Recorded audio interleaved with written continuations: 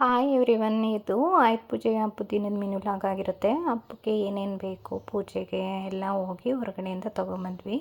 ಒಂದು ಬಾಳೆಕಂದಿಗೆ 20 ರೂಪಾಯಿ ಅಂತೆ. ಅದೆಲ್ಲ ತೊಗೊಬಂದು ಮನೆಯೆಲ್ಲ ಸ್ವಚ್ಛ ಮಾಡಿಕೊಂಡು ರೆಡಿ ಮಾಡ್ಕೊಂಡ್ವಿ. ನಮ್ಮ ಮನೆಯವರು ಹಾಗೆ ತೋರಣ ಮಾಡೋಕ್ಕೆ ಅಂತ ರೆಡಿ ಮಾಡ್ಕೊತಾಯಿದ್ರು.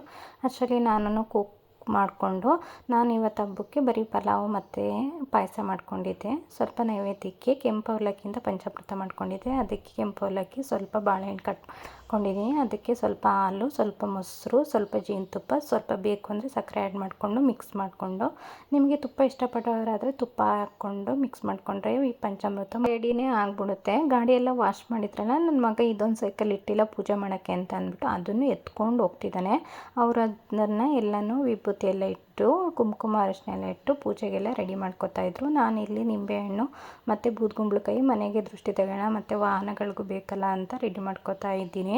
ಅದಾದಮೇಲೆ ಪೂಜೆ ಮಾಡೋಣ ಅಂತ ರೆಡಿಯಾಗಿ ಎಲ್ಲನೂ ಒಂದೇ ಕಡೆ ಇಟ್ಕೊಂಡು ಮನೆಯಲ್ಲೂ ಪೂಜೆ ಮಾಡಿ ಗಾಡಿಗೂ ಪೂಜೆ ಮಾಡಿ ಮುಗಿಸಿದ್ವಿ. ನಮ್ಮ ಮನೆ ಹಬ್ಬದ್ದು ಮಿನಿ ವ್ಲಾಗ್ ಈ ಥರ ಇತ್ತು. ನಿಮಗೇನಾದರೂ ಫುಲ್ ವೀಡಿಯೋ ನೋಡಬೇಕು ಅಂತಂದರೆ ನಾನು ಆಲ್ರೆಡಿ ಯೂಟ್ಯೂಬ್ ಚಾನಲ್ಲು ಅಪ್ಲೋಡ್ ಮಾಡಿದ್ದೀನಿ. ಪ್ಲೀಸ್ ಟೈಮ್ ಇದ್ದರೆ ಹೋಗಿ ಚೆಕ್ ಮಾಡಿ.